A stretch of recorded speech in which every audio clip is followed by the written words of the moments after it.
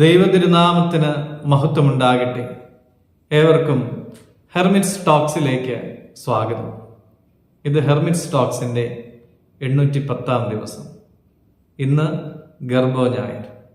ഇന്നത്തെ വിശുദ്ധ ഏവൻഗേലിയോൻ ഭാഗം വിശുദ്ധ ലൂക്കോസ് എഴുതിയ സുവിശേഷം 5-ാം അധ്യായം 12 മുതൽ 16 വരെയുള്ളതായ തിരുവചനങ്ങളും 4-ാം അധ്യായം 40-41 തിരുവചനങ്ങളുമാണ്.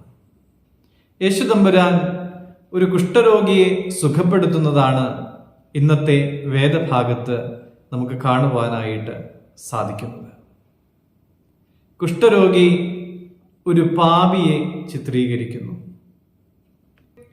കുഷ്ഠരോഗിയെ ശുദ്ധമാക്കുന്നത് വഴി പാപിയുടെ വീണ്ടെടുപ്പും ക്രിസ്തുവിനോട് കൂടെയുള്ള കൂട്ടായ്മയും വ്യക്തമാക്കുന്നു.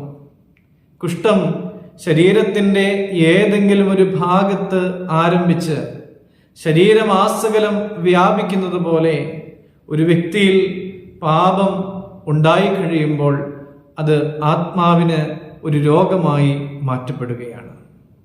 കുഷ്ഠരോഗി യേശുവിനെ കണ്ട് കവിണ്ണു വീണ്, കർത്താവേ, നിനക്ക് മനസ്സുണ്ടെങ്കിൽ എന്നെ ശുദ്ധനാക്കുവാനായിട്ട് കഴിയും എന്ന് അപേക്ഷിച്ച് പറയുകയാണ്.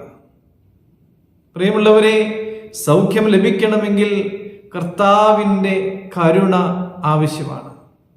ദൈവത്തിന്റെ കരുണയിൽ ആശ്രയിക്കുവാനായിട്ട് പ്രിയമുള്ളവരെ എനിക്കും നിങ്ങൾക്കും സാധിക്കാറുണ്ടോ? കർത്താവിന്റെ കരുണയിൽ ആശ്രയിച്ചവനെ യേശു തന്റെ കരങ്ങൾ നീട്ടി തൊട്ടു. പ്രിയമുള്ളവരെ, അവന്റെ കുഷ്ഠം അവനെ വിട്ടുമാറി. ആരും സ്പർശിക്കുവാൻ തയ്യാറാകാതെ അകറ്റി മാറ്റി നിർത്തിയവനെ സ്പർശിക്കുന്ന ദൈവത്തിന്റെ കരുണ. പ്രിയമുള്ളവരെ, നമ്മുടെ ജീവിതത്തിൽ ചിലപ്പോൾ പാപങ്ങൾ വന്നുപോയേക്കാം. നമ്മുടെ പാപങ്ങൾ എത്രമാത്രം കഠിനമാണെങ്കിലും എത്രമാത്രം വലുതാണെങ്കിലും ആരെല്ലാം നമ്മെ തള്ളിക്കളഞ്ഞാലും ആരെല്ലാം മാറ്റി നിർത്തിയാലും അകറ്റി നിർത്തിയാലും നമ്മെ തള്ളിക്കളയാത്ത ഒരു കർത്താവ് നമുക്കുണ്ട്. ആ കർത്താവിൻ്റെ കരുണയിൽ നമുക്ക് ആശ്രയം വയ്ക്കാം. ഞാൻ കുറവുള്ളവനാണ്, ഞാൻ പാപിയാണ് എന്ന് ഏറ്റുപറഞ്ഞുകൊണ്ട് കർത്താവിൻ്റെ സന്നിധിയിലേക്ക് ചെന്ന്, കർത്താവേ, എന്നോട് കരുണ തോന്നണമേ എന്ന് പറഞ്ഞ് പ്രാർത്ഥിക്കുവാൻ നമുക്ക് സാധിക്കണം. കരുണ ചെയ്യുന്ന കർത്താവ് നമ്മുടെ യാചനയിൽ മനസ്സലിയും. ആ കർത്താവിൽ ശരണപ്പെട്ടുകൊണ്ട് ഈ നോമ്പുകാലത്തെ നമ്മുടെ ക്രിസ്തീയ ജീവിതം ക്രമപ്പെടുത്തുവാൻ ഇടയാകട്ടെ എന്ന് പ്രാർത്ഥിക്കുന്നു.